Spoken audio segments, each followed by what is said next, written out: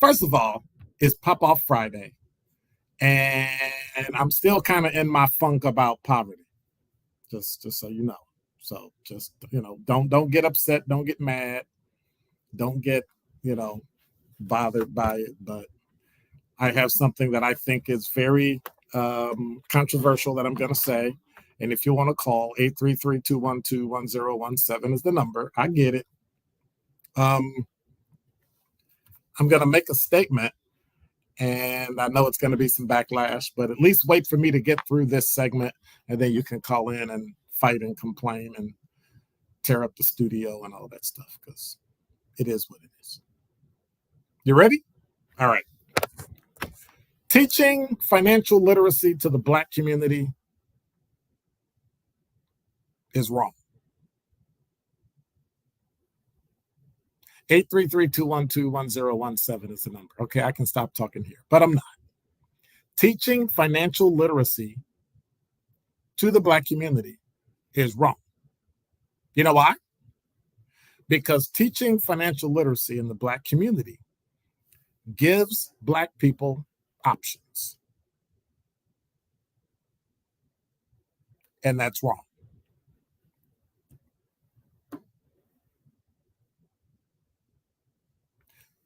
Doing things like raising the minimum wage when I can't find anywhere new to bank, new to shop, or live is meaningless. Why do I say that? Well, number one, 3 things that are important. Let's just pick the random 3. Banking, shopping, housing. Based on the criteria of each option, poor people are severely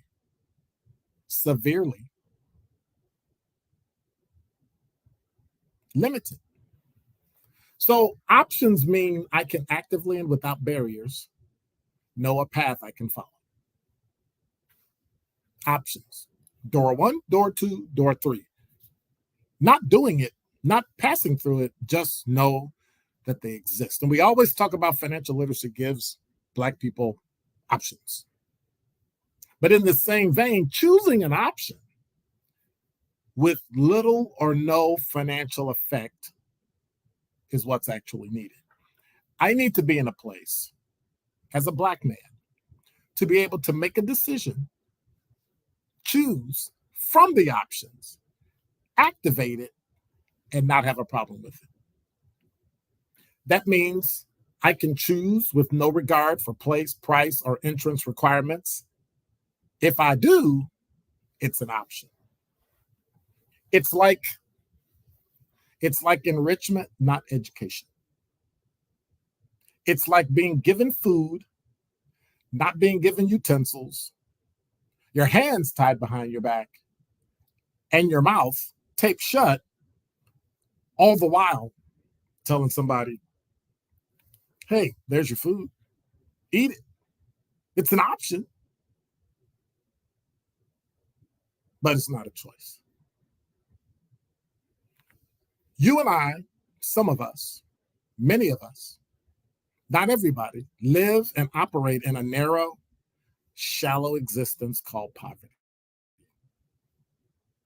We actually complain that those who pay taxes carry the poor, when in fact, tax benefits show the above average household, middle class, upper class, actually receive more in terms of actual dollars,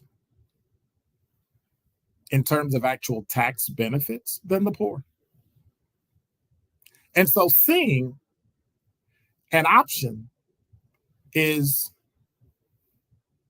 like being on one side of the road, seeing an apartment I can't afford with my name on it. But I can't get there. The road is blocked, and the only way to get across is to have a certain amount of money or a credit score. And the other road is blocked because we simply don't want you to get through.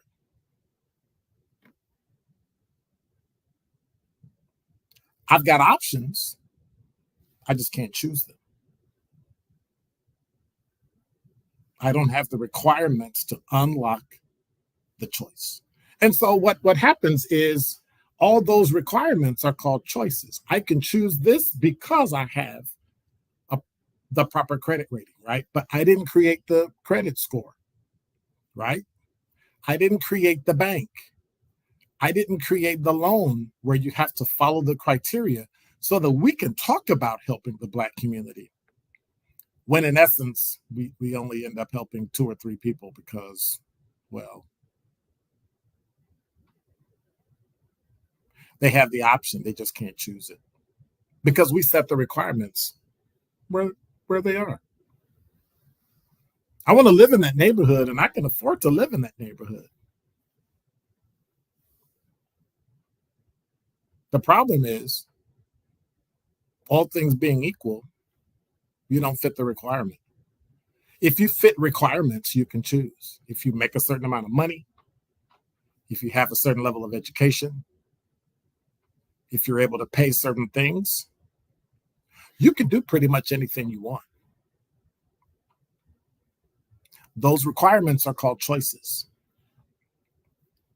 When you have the money, the income, the job, the education, and not to say that education is everything, but when you have those requirements of what's needed, then you can make a choice. Otherwise, they're just options.